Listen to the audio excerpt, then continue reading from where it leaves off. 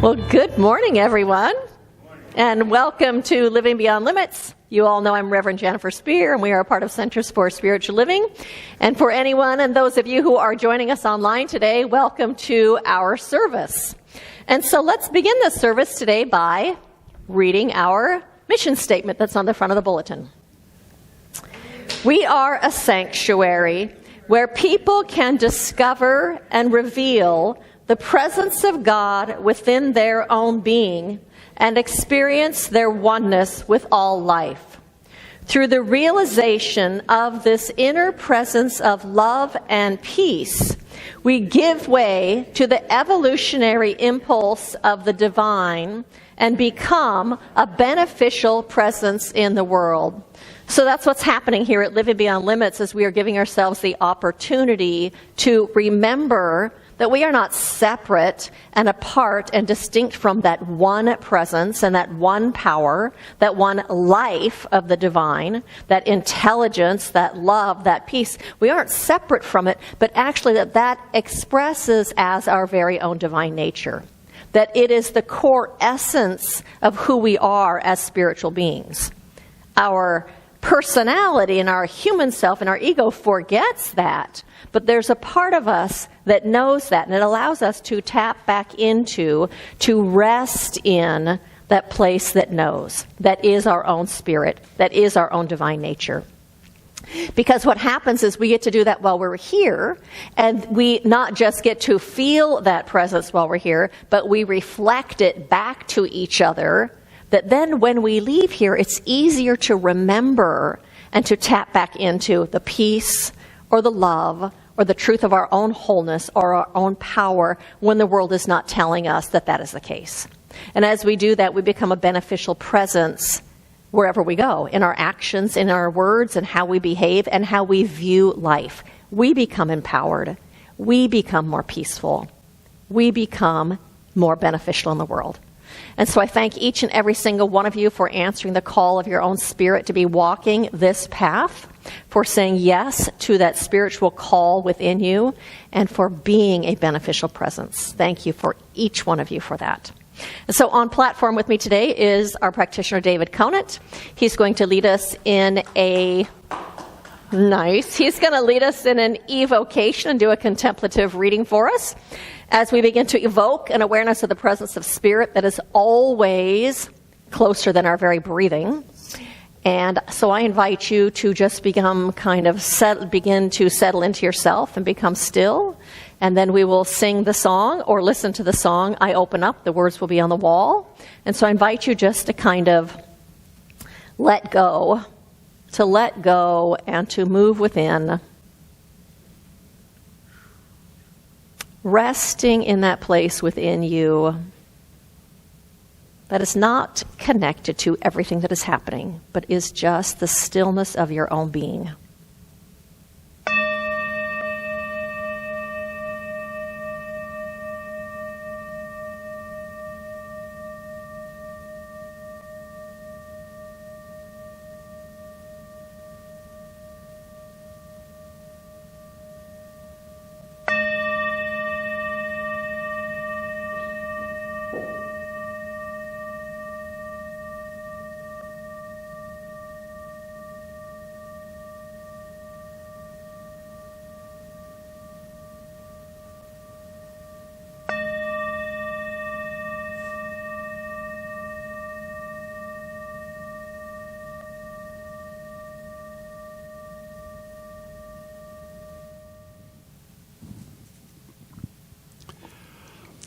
The prayer chant, I open up, has begun to move our thoughts within, and we can now easily experience the presence of Spirit, the one source, in our minds and hearts and in our lives.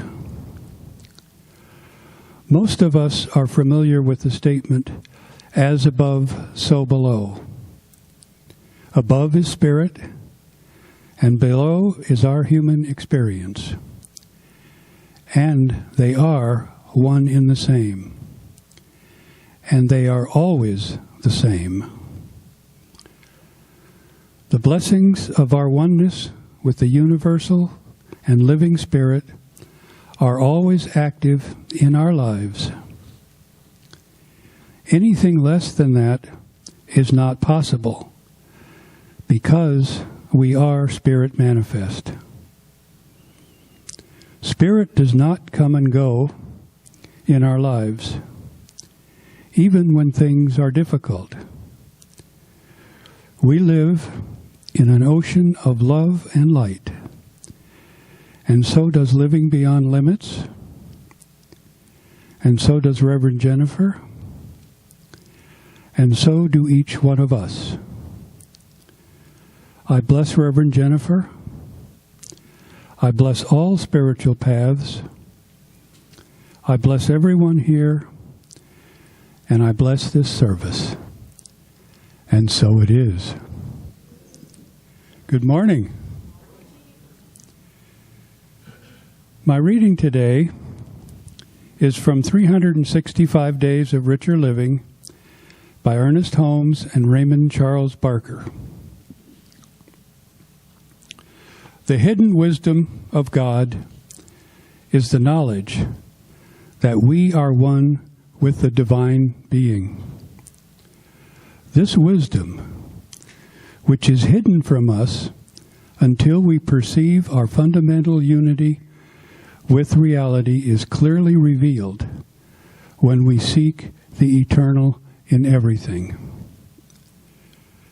This called for the recognition of the Spirit as an indwelling presence, as well as an overshadowing power.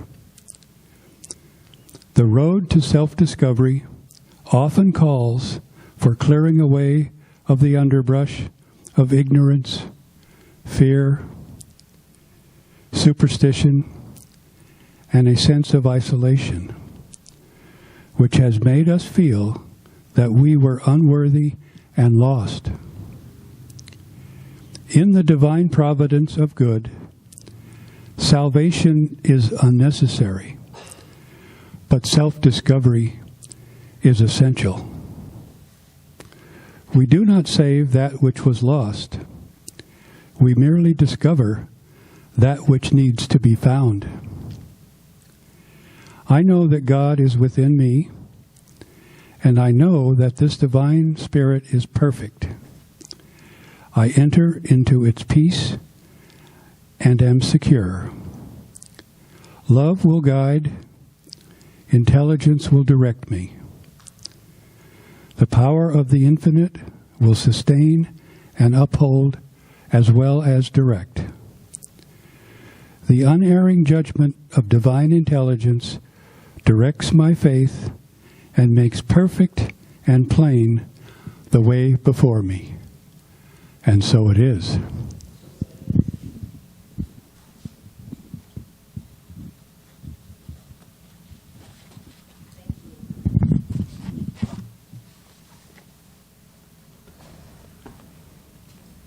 Do you ever find it hard to let go of control?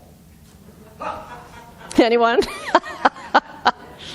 You know, when things feel unsettled, or when you want something to happen in your life but it isn't yet happening, or things aren't going according to plan, do you have a hard time letting go and trusting? You know, when things aren't going according to plan, it can be really easy to get into worry that things aren't going to work out. Things like, you know, the stock market takes a huge crash. It's hard to not get into worrying that your nest egg might collapse, or that you might have lost everything that you put in there. It's easy to feel fearful when things feel unsettled. You know, maybe things feel unsettled with your spouse, and you're not able to resolve those things as easily as normal. It can kind of get easy to get into fear and think, maybe those bonds between the two of us aren't strong enough to withstand this. Or maybe the person I'm in relationship with isn't as committed as I am, and get fearful about that and thinking those kinds of thoughts. Or if your work feels unsettled, it can be easy to fret, to fret and to worry that maybe this job isn't that secure, or maybe they don't really even need me in this job. Or if you want something to come about and it hasn't yet come about, whether that's a relationship or a job or even equality amongst humanity, it can be really easy to doubt and to think that this will never happen. Do you have any of those things happen to you? When we feel worried, and when we feel fearful, and when we feel full of doubts, we tend to do one of two things. First of all, we tend to think that we alone, by ourselves, have to fix or resolve whatever it is that's happening. And when we think we have to fix it or resolve it and we don't quite know how to do that, sometimes we get really controlling. Or sometimes we try to manipulate the things in the world so that things work out the way that we want them to. Or the second thing that we tend to do is just throw up our hands and give up. Yep.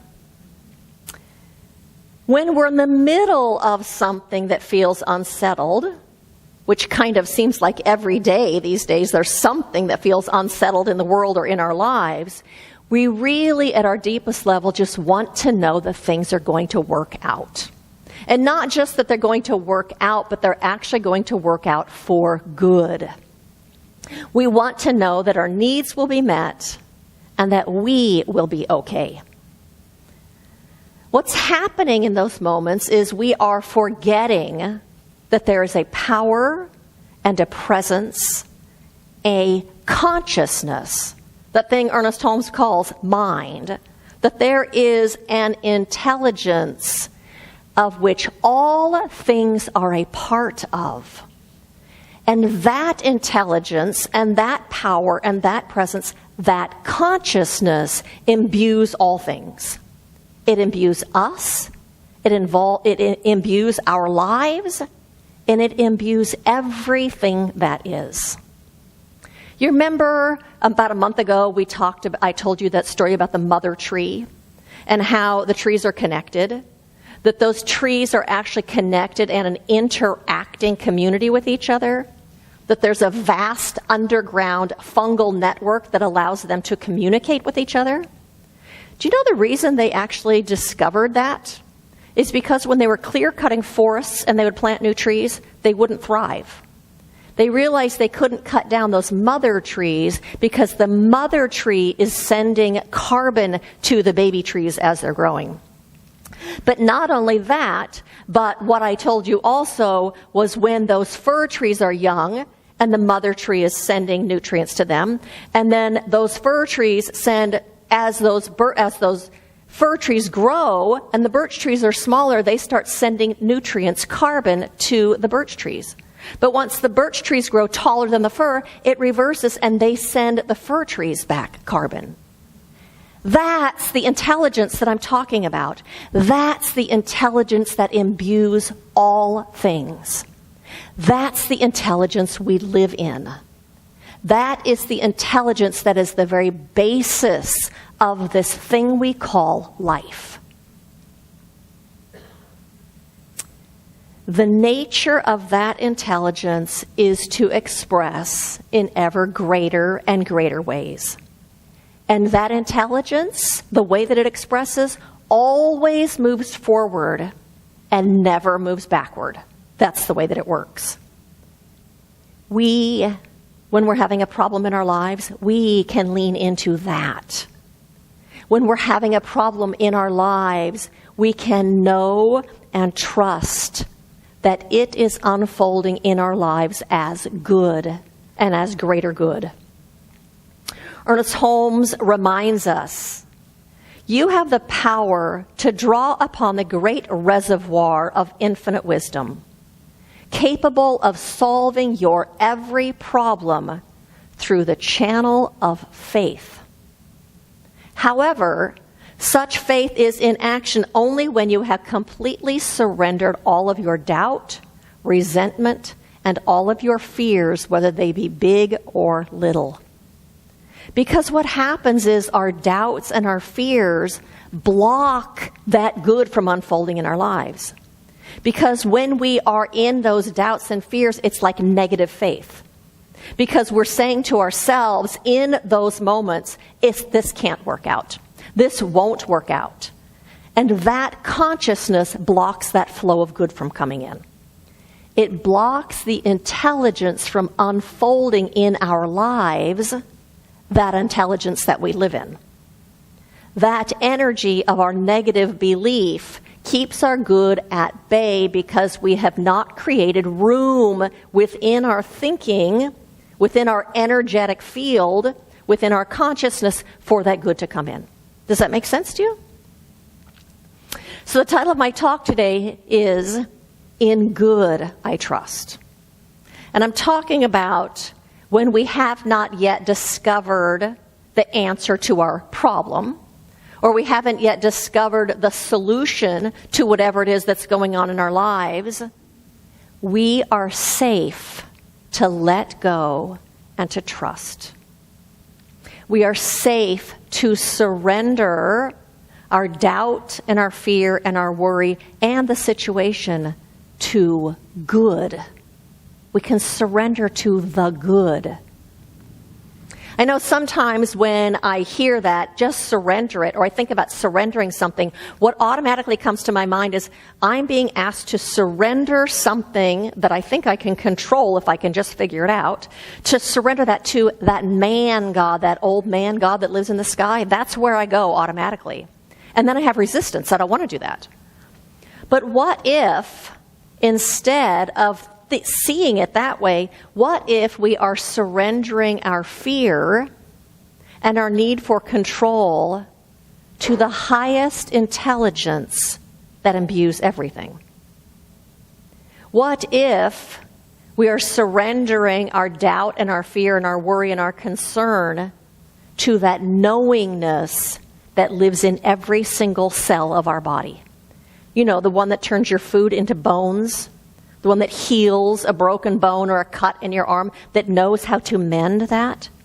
What if you're surrendering to that intelligence within you?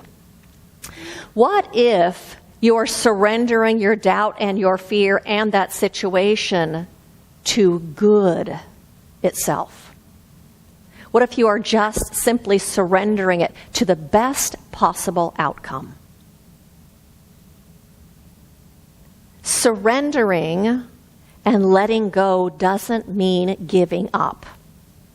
Giving up says, I'm not going to put any more energy or any more focus into this thing forever. I'm done.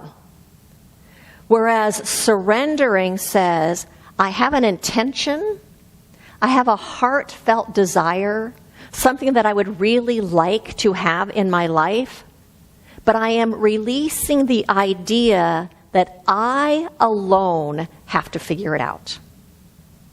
I'm releasing the idea that I alone, my ego self, has to make this happen. It's loosening our grip. It's allowing the universe to orchestrate the details. It's allowing the intelligence of the universe to lead us and guide us.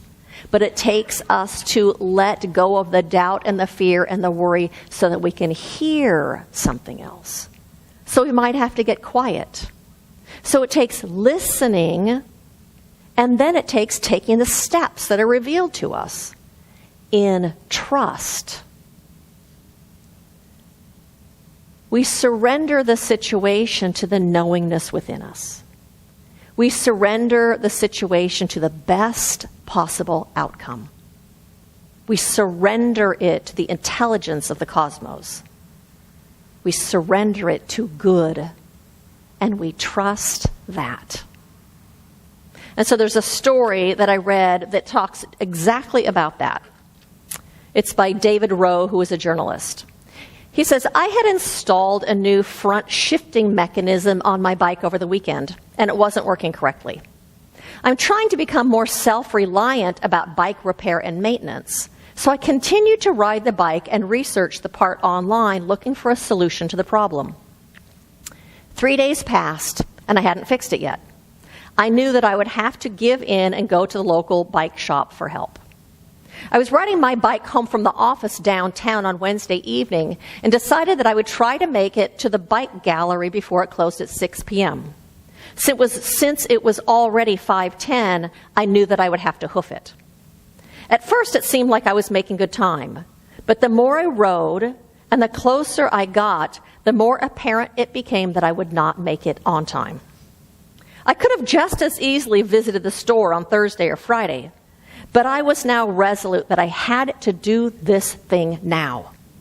So I pedaled harder. But the harder I worked, the more my watch seemed to speed up. I began to tell myself, you aren't going to make it. So I pedaled even harder.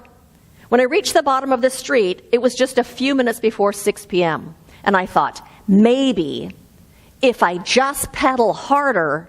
So I raced down the bike path. And just as I started into the turn, a couple appeared with a dog. They were directly in front of me, with their dog, who was apparently resisting attempts at moving toward the side of the path so that I could ride by. I pulled hard on the brakes, but the bike couldn't stop in time. Yet miraculously, as I reached them, they moved out of the way and I sailed by them. My watch read 5:58. At that point, I said to myself, this is just not worth it. I'm trying too hard, and I almost injured someone in an effort to accomplish something so trivial. So, I gave it up. I gave it up to Spirit. I released it then and there.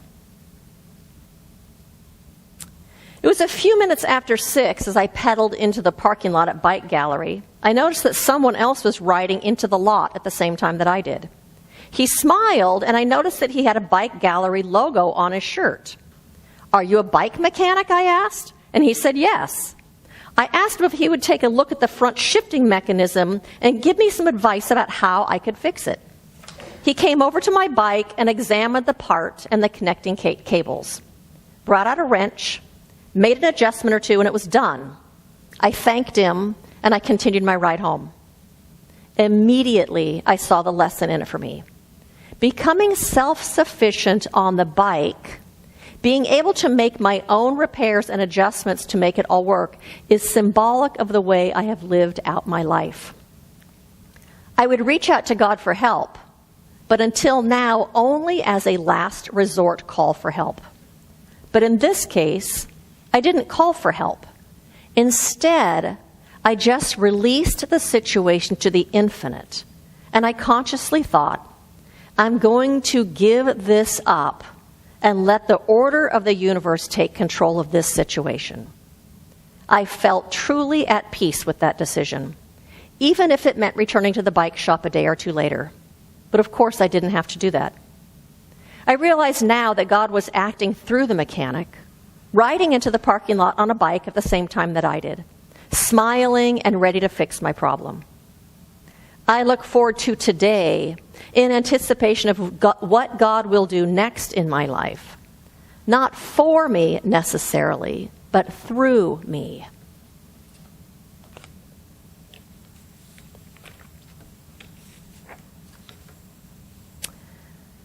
Tanya Carroll Richardson, in her article, How to Know If You're Surrendering or Giving Up and Why It Matters, said, surrender invites the universe to bring grace, new people, and new opportunities into your life.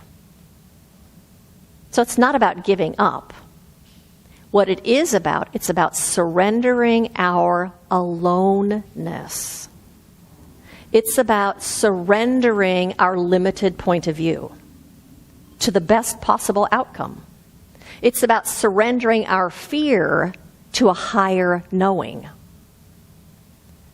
A. Helwa, who is an Islamic author of Secrets of Divine Love, said, when we surrender to God, we change the flow of intention and energy behind our actions. We do not act from fear of loss, but from a place of trust in God. When we surrender to God, we are like a grain of sand surrendering to become the mountain, like a drop of rain surrendering to become the entire ocean. We are surrendering into something greater. We are surrendering into something bigger. We are surrendering into the vastness of intelligence. When we let go of the fight, when we let go of the struggle, when we let go of controlling things, that's when we open to the greater. That's when we open to something greater unfolding than we could think of on our own. That's when we open to something easier and something that is much more brilliant. And so you have a little pink sheet of paper in your bulletin. Has some questions on it, and if you need a pen, will you raise your hand?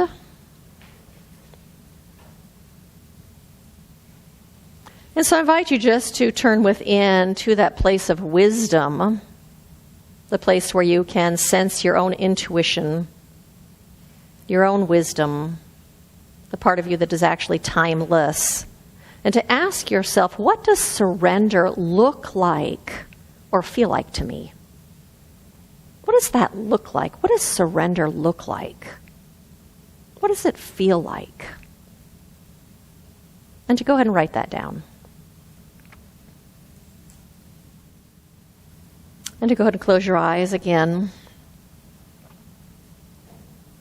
And to ask yourself, what is it that supports me in surrendering? What supports me in surrendering? What supports me in letting go of my need to control? And to go ahead and write that down. And then closing your eyes one last time. What do you think you could surrender in your home life?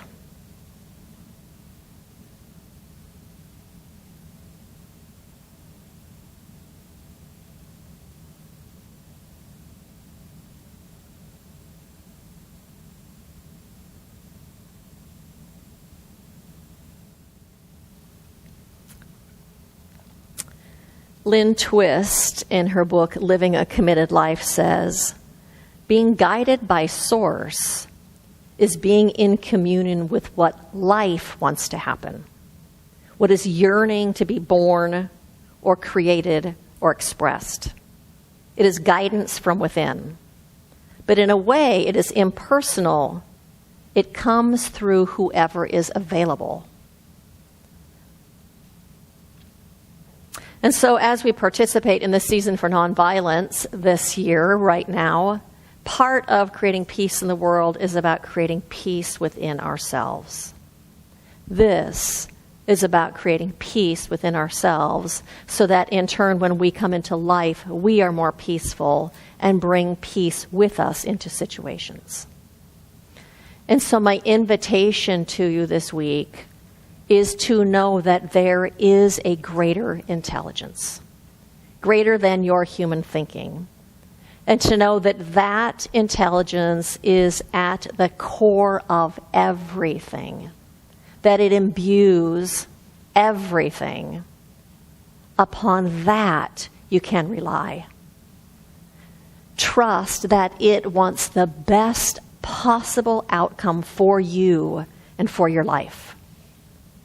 Trust in good alone.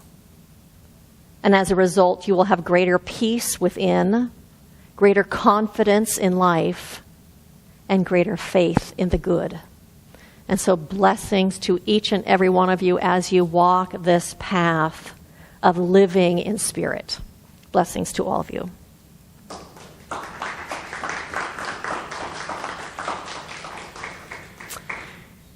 And so I invite you to join me in an affirmative prayer. How good it is to be in recognition of that good, that infinite good, whose pleasure it is to unfold as this entire manifest universe. And I recognize that it is a force for good, and that wherever there is an opening for that good unfolds.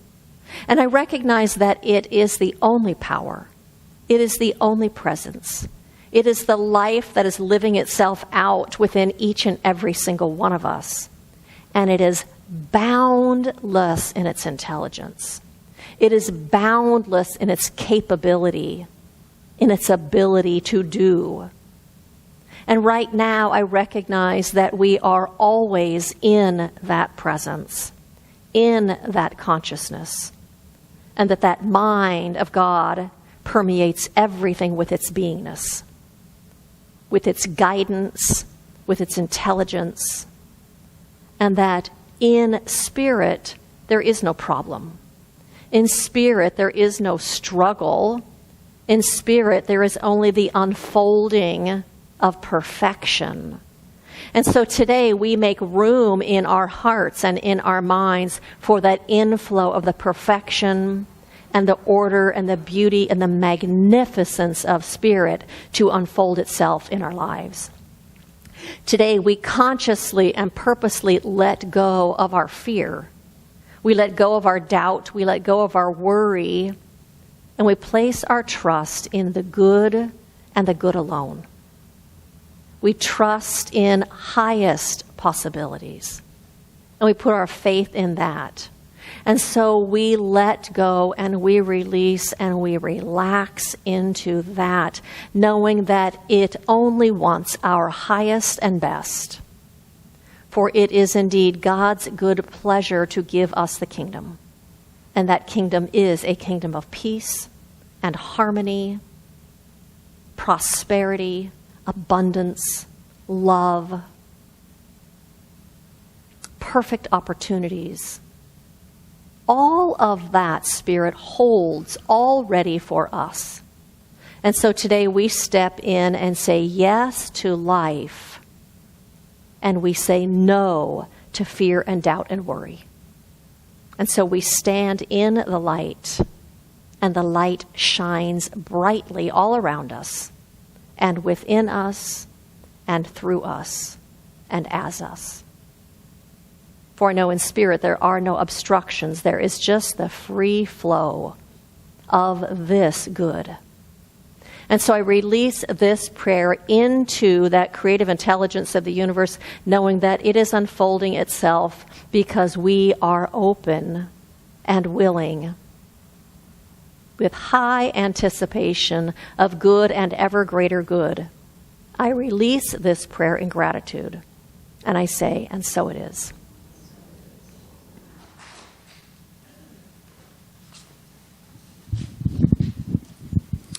It's now time for our affirmation. If you would join me as we read this together.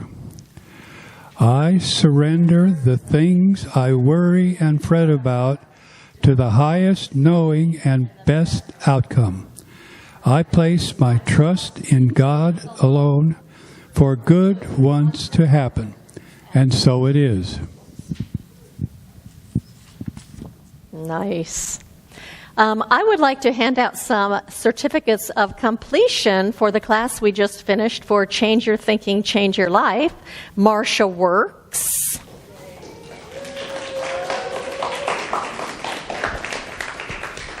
Celeste Williams, who is not here today. Matthew Toon, who is not here. Joy Janes.